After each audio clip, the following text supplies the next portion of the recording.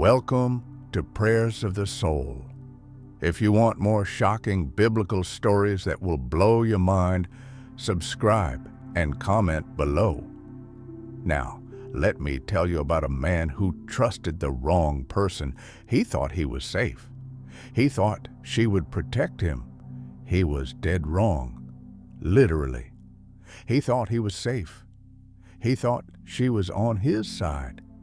He thought he could finally rest. He was wrong about everything, and that mistake cost him his life. This is the story of the most shocking betrayal in the Bible, a story of war, desperation, trust, and one woman who changed the course of history with a single brutal act. Before we dive in, if you want more shocking biblical stories that will challenge everything you thought you knew about faith, hit that subscribe button and like this video. Now let me tell you about the day a housewife became a killer.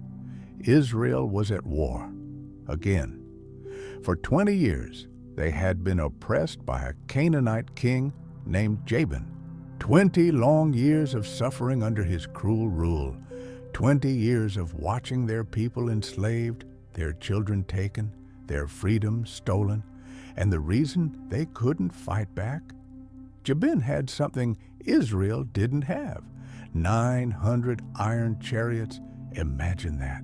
900 war machines, covered in iron, unstoppable, rolling through the land, crushing anyone who dared to resist. Israel had nothing. No army that could match that. No weapons that could pierce iron. No hope. But there was one person who refused to give up. Her name was Deborah.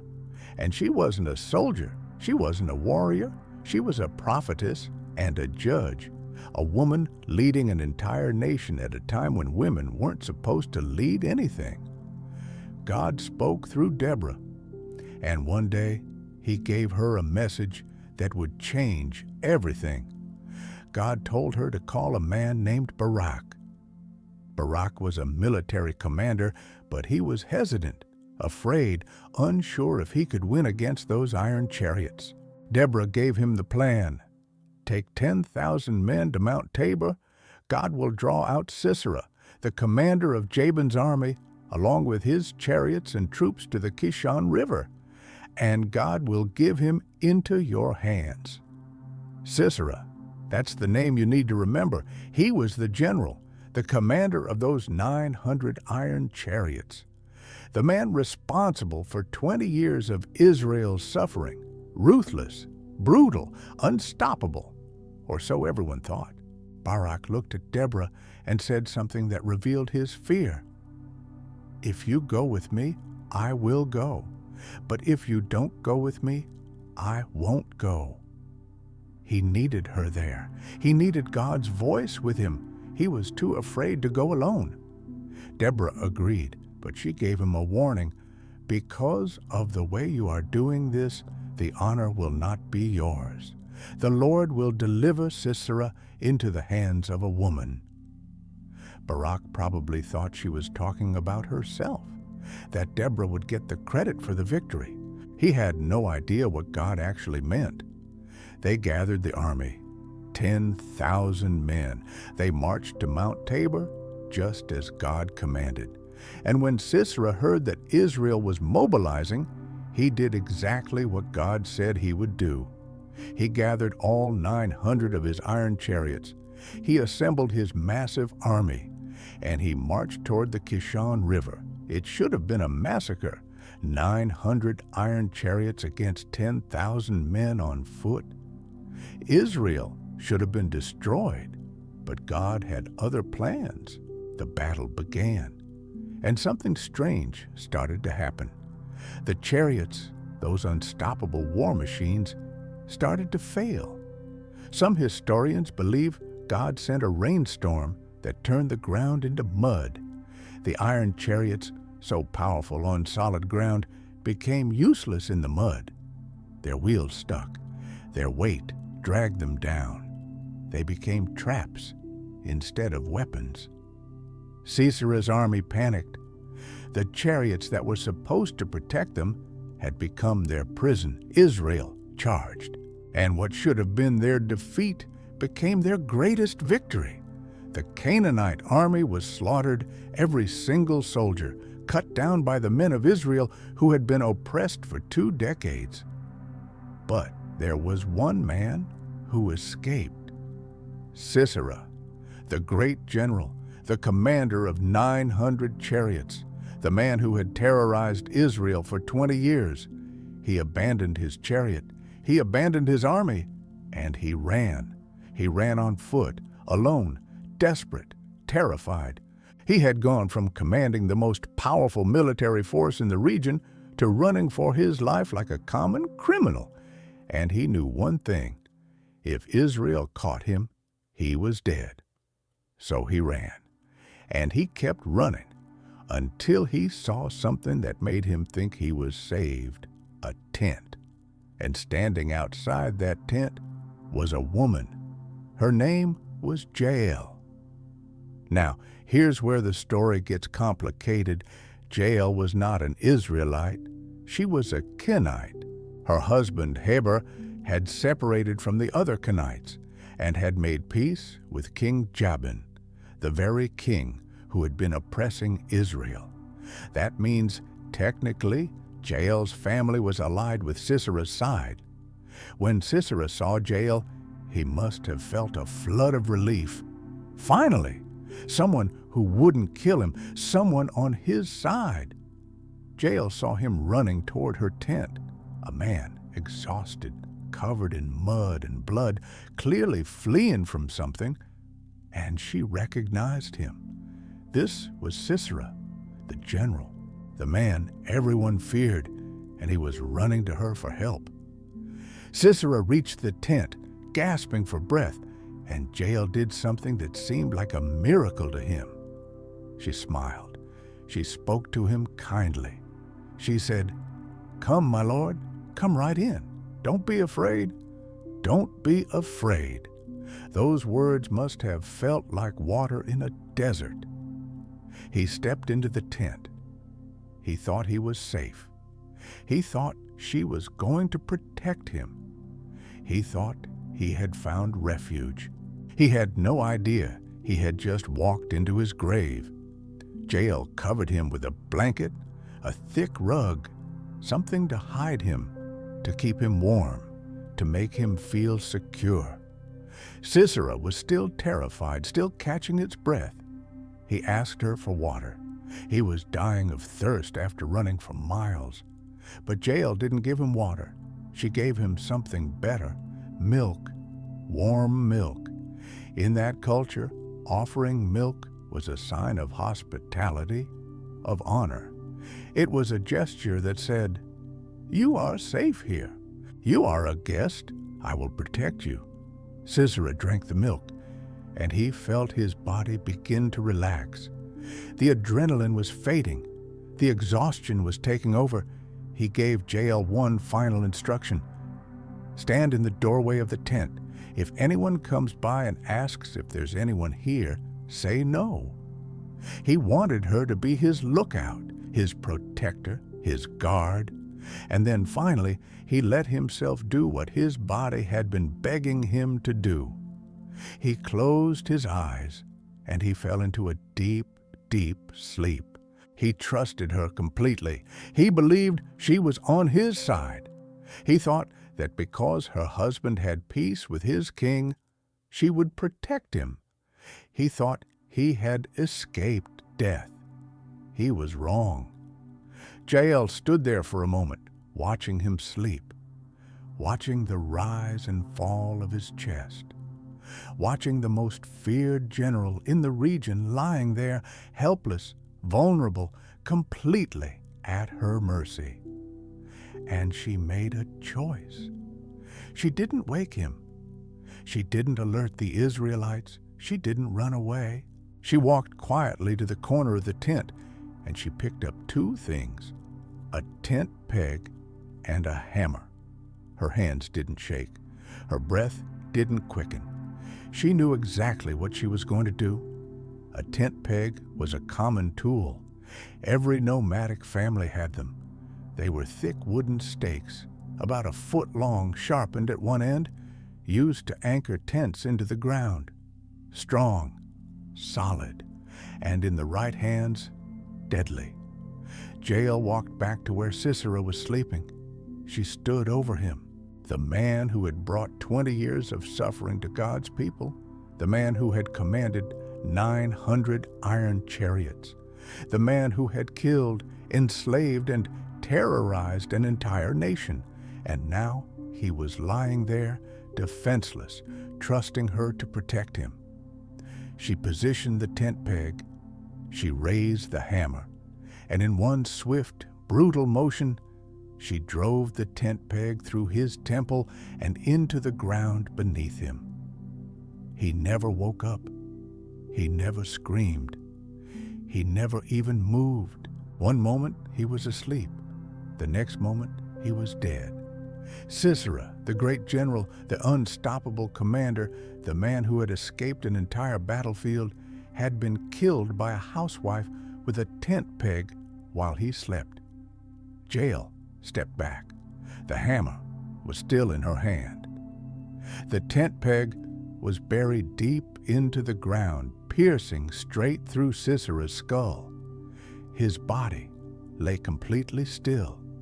No movement, no breath, no life. She had done it. She had killed the most dangerous man in the region with a single blow. But she didn't panic. She didn't scream. She didn't run. She simply stood there, staring at what she had just done. And then she heard something. Footsteps. Someone was approaching the tent. Jael stepped outside, and she saw a man running toward her. It was Barak, the commander of Israel's army. He was chasing Sisera, hunting him down, determined to finish what the battle had started. Barak saw Jael standing outside her tent. He was out of breath, exhausted from the chase, his sword still drawn. He looked at her and asked, "Have you seen him? Have you seen Sisera?" Jael didn't hesitate. She didn't lie. She didn't play innocent. She looked Barak directly in the eyes and said, "Come, I will show you the man you're looking for." Barak followed her into the tent, and what he saw stopped him in his tracks. Sisera, the general he had been hunting, the man who had terrorized Israel for 20 years, lying dead on the ground, a tent peg driven through his temple, killed by a woman, not in battle, not in a dramatic sword fight, not in some heroic final stand, but in his sleep by a housewife with a tent peg. Barak stood there, speechless. This was the man he had been trying to kill. This was the victory he had been chasing, and it had been taken from him. Just like Deborah had said, "The honor will not be yours. The Lord will deliver Sisera into the hands of a woman." Barak thought Deborah meant herself, but God meant Jael. The news spread quickly. Sisera is dead. The great general has fallen, not on the battlefield, but in a tent, not by a soldier, but by a woman. The reaction was shock, confusion, disbelief. How could the commander of 900 iron chariots be killed by someone with a tent peg? How could a man who had survived countless battles be taken down in his sleep? It didn't make sense, but it was true, and Israel celebrated. The oppression was over, the enemy was defeated, Sisera was gone, and Jael became a hero. In fact, Deborah wrote a song about her, a victory song, a celebration of what God had done. And in that song, she said this about Jael: "Most blessed of women is Jael, the wife of Heber the Kenite. Most blessed of tent-dwelling women." Most blessed, that's what God called her. The woman who committed what many would call murder. The woman who killed a defenseless man in his sleep. The woman who violated the sacred rule of hospitality. God called her blessed. Why? Because Sisera wasn't just some random guy. He wasn't an innocent traveler seeking help. He was a brutal military commander responsible for the suffering and death of countless people. He had oppressed Israel for 2 decades. He had enslaved their children. He had murdered their families. He had crushed their hope. And when God finally brought him down, when his army was destroyed and he was fleeing for his life, Jael became the instrument of God's justice. She didn't act out of hatred. She didn't act out of revenge. She acted because she saw an opportunity to end the reign of a tyrant. And she took it. But let's be honest, this story makes people uncomfortable. Really uncomfortable. Because Jael didn't kill Sisera in battle. She didn't kill him in self-defense. She killed him while he was asleep, after she had offered him hospitality, after she had given him milk, after she had covered him with a blanket, after she had promised him safety. In ancient Middle Eastern culture, hospitality was sacred. When you welcomed someone into your tent, you were bound by honor to protect them. To kill a guest was one of the worst violations imaginable. So how do we reconcile that? How do we call Jael blessed when she broke one of the most sacred cultural rules? How do we celebrate her when she committed what looks on the surface like cold-blooded murder? Here's the thing. Jael wasn't bound by hospitality to Sisera. She wasn't an Israelite, true, but she also wasn't truly allied with Sisera's king. Her husband had made peace with Jabin, but Jael herself had made no such commitment. And more importantly, Sisera had no right to expect protection from her. He assumed she would help him because of her husband's political alliance. But Jael was her own person. She made her own choice. And her choice was to side with justice, to side with the oppressed, to side with God's people, even though it cost her the cultural expectation of hospitality, even though it meant killing a man in his most vulnerable moment. She chose what was right over what was comfortable. Now let's talk about the method. Why a tent peg? Why not a sword? Why not something quicker, cleaner, more conventional? Because Jael wasn't a warrior. She didn't have a sword. She wasn't trained in combat. She was a nomadic woman, a tent-dwelling woman, and the tools she had were the tools of her trade, a tent peg and a hammer. Those were the instruments she used every day. She knew exactly how to drive a peg into the ground with one powerful, precise strike. She had done it hundreds, maybe thousands of times. She knew the angle. She knew the force. She knew how to make sure it went deep and didn't come out. And so when the moment came, when she had the opportunity to end Sisera's life, she used what she knew. She used what she had, and she used it with devastating effectiveness. One strike, one blow, and it was over. There's something poetic about that.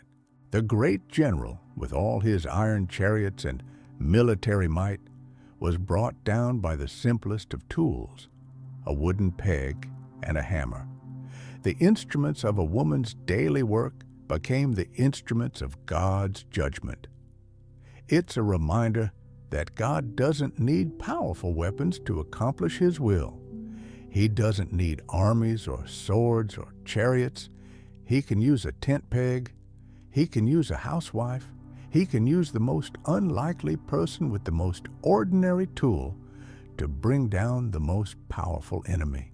That's the beauty and the terror of this story. But here's where it gets even more interesting. After Jael killed Sisera, she didn't hide it. She didn't bury the body. She didn't try to cover up what she had done. She stood outside her tent and waited. She waited for Barak. She waited for someone to come looking for Sisera, and when they did, she showed them, boldly, confidently, without shame. "Come," she said, "I will show you the man you're looking for." She owned what she had done. She didn't apologize for it. She didn't make excuses. She simply presented the reality. Sisera is dead. I killed him, and God used me to do it. That takes a level of courage most people don't have. To act decisively in a moment of crisis is one thing, but to own that action afterward, to stand in front of others and say, "Yes, I did this and I would do it again," that's a different kind of strength. Jael had that strength, and Israel honored her for it. Now, let's address the question that's probably been nagging at you this whole time. Was what Jael did right? Was it moral? Was it justified? Or was it murder? The Bible doesn't condemn her. In fact, it celebrates her. Deborah's song praises her as most blessed of women. God clearly approved of what she did. But that doesn't make it easy for us to accept. We live in a world where we're taught that killing is always wrong, that violence is never the answer, that there's always a better way. And in most cases, that's true. But this wasn't most cases. This was war. This was a situation where a brutal oppressor responsible for decades of suffering was within reach. And Jael had a choice. Let him go, and he would rebuild his army. He would return to power. He would continue to terrorize God's people, or stop him. Permanently, she chose to stop him, and God called her blessed for it. Does that mean we should go around killing people we think are bad? Of course not. Jael's situation was unique. She was living in a time of war. She was acting as an instrument of God's justice in a specific historical moment. Her actions were part of a larger divine plan to free Israel from oppression. We are not Jael. We are not living in her situation. We are not called to take justice into our own hands, but we can learn from her courage, from her decisiveness, from her willingness to act when the moment required it. Jael teaches us that sometimes doing the right thing means doing the hard thing, the uncomfortable thing, the thing that others will question and criticize. She teaches us that God can use anyone. You don't have to be a soldier to fight God's battles. You don't have to be powerful to make a powerful impact. You just have to be willing to see the moment, willing to take the risk, willing to use what you have, even if it's just a tent peg and a hammer. Jael also teaches us that hospitality has limits. Yes, we are called to be kind. Yes, we are called to help those in need. But we are not called to protect evil. We are not called to give refuge to those who bring destruction. There is a difference between showing mercy to the broken and enabling the wicked. Jael understood that difference. Sisera didn't come to her tent as a repentant man seeking forgiveness. He came as a fleeing criminal, seeking to escape justice. And Jael refused to be his accomplice. She refused to let him escape the consequences of his actions. Instead, she became the very consequence he was trying to avoid. One more thing. This story reveals something important about the nature of justice. Human justice is often slow, often complicated, often flawed. We build systems and structures to try to ensure fairness, and those systems are important. But sometimes, in the chaos of a broken world, justice doesn't come through a courtroom. It comes through a moment, a decision, an act. Jael's act of killing Sisera wasn't random. It wasn't unjust. It was the culmination of 20 years of oppression. It was the final note in a song of deliverance that God had been composing throughout Israel's suffering. And Jael was the instrument that played that final note. The hammer that drove the tent peg through Sisera's temple was the same hammer of justice that had been waiting to fall for 2 decades. So what does this mean for us? What are we supposed to do with a story this brutal, this uncomfortable, this shocking? First, we need to understand that the Bible doesn't hide the darkness of the world. It doesn't pretend that life is always clean and pretty and simple. The Bible shows us reality: war, oppression, betrayal, violence, death. And in the midst of that darkness, it shows us how God works, not by removing us from the chaos, but by working through the chaos to bring about His purposes. Jael's story is dark, it's violent, it's disturbing, but it's also a story of deliverance, of courage, of a woman who refused to stand by while evil continued unchecked. Second, this story teaches us that God uses unlikely people in unlikely ways. Jael wasn't a prophet like Deborah. She wasn't a commander like Barak. She wasn't an Israelite. She wasn't even particularly religious as far as we know. She was just a woman living in a tent, going about her daily life. And then one day, history walked into her tent, and she had to make a choice. She could have done nothing. She could have let Sisera rest. She could have let him escape, and no one would have blamed her. But she didn't. She acted. And because she acted, an entire nation was set free. That's the power of one person making one decision in one moment. You never know when your moment will come. You never know when you'll be faced with a choice that seems impossibly hard, a choice where doing the right thing will cost you, a choice where inaction seems safer. But Jael teaches us that in those moments, courage is required, not the courage of a soldier on a battlefield, but the courage of an ordinary person using ordinary tools to do an extraordinary thing.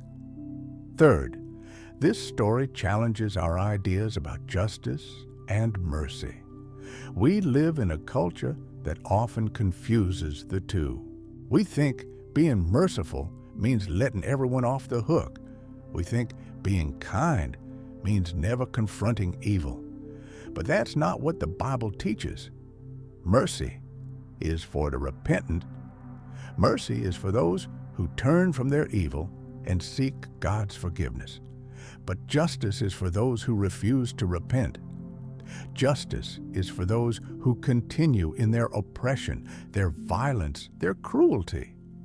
Sisera was not seeking mercy. He was seeking escape. He wanted to avoid the consequences of his actions. He wanted to hide from justice, and Jael refused to let that happen. She became the hand of justice that Sisera had been running from. Does that mean we should take justice into our own hands? No. In most situations, we are called to trust God's justice, to let Him be the judge, to leave room for His wrath. But Jael's situation was different.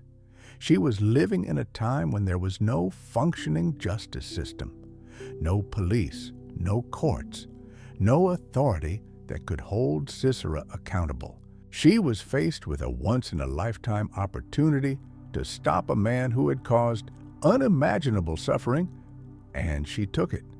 We are not Jael, but we can learn from her willingness to act when action was needed. Fourth, this story reveals something about God's heart for the oppressed. God didn't ignore Israel's suffering. He didn't tell them to just endure it. He didn't say, "Wait patiently, and eventually Sisera will die of old age." No, God acted. He raised up Deborah to lead. He empowered Barak to fight. He confused Sisera's army in battle. and he used Jael to finish the job. God is not passive in the face of oppression. He is actively working to bring justice, deliverance, and freedom, and sometimes he works through people we would never expect. A woman with a tent peg, a shepherd boy with a sling, a Jewish girl who becomes queen, a carpenter from Nazareth who dies on a cross. God specializes in using the unlikely, the overlooked, the underestimated. Because when he does, no one can take credit but him. No one can say, "I did this with my own strength." It's clear that God did it, and God gets the glory. Fifth, Jael's story teaches us about the cost of courage. Courage isn't free, it's not easy, it's not comfortable. Jael could have faced serious consequences for what she did. If Sisera's army had regrouped, if another general had come looking for revenge, if her husband had been angry with her for violating their political alliance, she could have been killed. She risked everything, her safety, her reputation, her life. But she did it anyway, because some things are worth the risk. Some causes are worth fighting for. Some moments demand that we act, regardless of the cost. That's courage, not the absence of fear, but the decision to act in spite of fear. Jael was probably terrified, but she didn't let that fear stop her. She picked up the tent peg, she raised the hammer, and she did what needed to be done. Sixth, this story forces us to wrestle with the complexity of morality. Was what Jael did right? Yes. Was it also brutal and violent and uncomfortable? Also, yes. Both things can be true at the same time. The world is not black and white. Life is not simple. There are moments when the right choice is also the hard choice. When doing good requires doing something difficult. We want easy answers. We want clear-cut rules. We want to be able to say, this is always right, and that is always wrong. But the Bible doesn't give us that luxury. Instead, it gives us stories.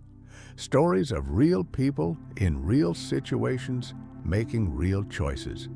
And it invites us to wrestle with those stories, to ask hard questions, to sit with the discomfort, to recognize that following God doesn't mean life will always be neat and tidy. Sometimes it's messy, sometimes it's painful, sometimes it's confusing. But God is still good, and His purposes are still perfect, even when we don't fully understand them. Seventh, Jael's story is ultimately a story about God's faithfulness. Israel had been suffering for 20 years. 20 years of oppression, 20 years of praying, 20 years of waiting. And then, in one day, it was over. God didn't forget them. He didn't abandon them. He was working the entire time, orchestrating events, positioning people, preparing the moment of deliverance. And when that moment came, He used a woman no one saw coming to deliver the final blow. That's how God works. He's always working, even when we can't see it, even when it feels like nothing is changing, even when the suffering drags on and we wonder if He's listening. He's working, and one day, in His perfect timing, deliverance comes, sometimes in ways we never expected, through people we never imagined, in moments we couldn't have planned. But it comes because God is faithful. He keeps His promises. He hears the cries of the oppressed, and He acts. Eighth, this story teaches us that God values action over passivity. Jael didn't pray and hope someone else would deal with Sisera. She didn't wait for a man to show up and handle it.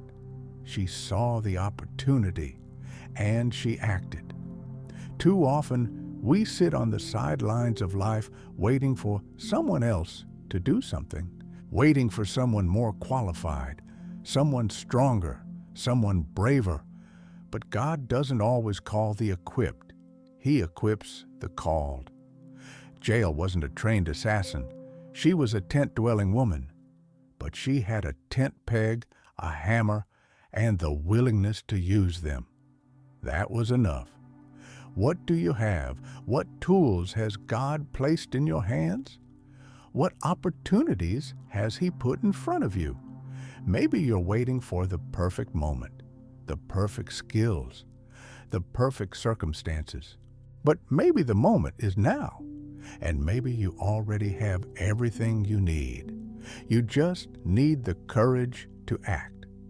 Ninth, Jael's story reminds us that God sees women. He values women. He uses women. In a culture that often dismissed women, marginalized them, silenced them, God chose a woman to deliver the final blow against Israel's greatest enemy. Not a man, a woman, and not just any woman, a foreign woman, a tent-dwelling woman, a woman with no military training, no political power, no religious authority, just a woman with a tent peg. God didn't need a mighty warrior. He needed someone willing, and Jael was willing. That's a powerful reminder for every woman who has ever felt overlooked, underestimated, or told she doesn't belong. God sees you, He values you, and He can use you in ways that will shock the world. 10th, this story points us to Jesus because ultimately every story in the Bible points to Jesus. Jael delivered Israel from physical oppression. Jesus delivers us from spiritual oppression. Jael used a tent peg to defeat the enemy. Jesus used a cross. Jael drove a stake through Sisera's head. Jesus had stakes driven through his hands and feet. But here's the difference. Jael killed the enemy. Jesus became the enemy. He took our sin, our guilt, our shame, and He nailed it to the cross. He defeated the ultimate enemy, death, not by killing others, but by dying Himself and then rising again. Jael's victory was temporary. Sisera stayed dead. But other enemies rose up. Jesus' victory is eternal. He defeated sin once and for all. He conquered death forever, and everyone who trusts in Him receives the benefit of that victory. So yes, Jael's story is shocking. It's brutal. It's uncomfortable. But it's also a reminder that God is at war with evil. He will not let oppression go unchecked. He will not allow the wicked to escape justice forever. And He uses ordinary people with ordinary tools to accomplish extraordinary things. Maybe you're facing an impossible situation right now. Maybe you feel powerless, overlooked, inadequate. Maybe you're wondering if God even sees you. He does, and He can use you. You don't need to be powerful. You don't need to be perfect. You just need to be willing. Willing to see the moment, willing to pick up the tools you have, willing to act, even when it's hard, even when it's scary, even when no one else understands. Because God is faithful, and He is always working, and sometimes He's just waiting for someone to pick up the tent peg. If this story challenged you, inspired you, or made you think, subscribe for more biblical stories that will blow your mind and deepen your faith. Because the Bible is full of stories like this, stories that are raw, real, and remind us that God is still at work in the messiest parts of life.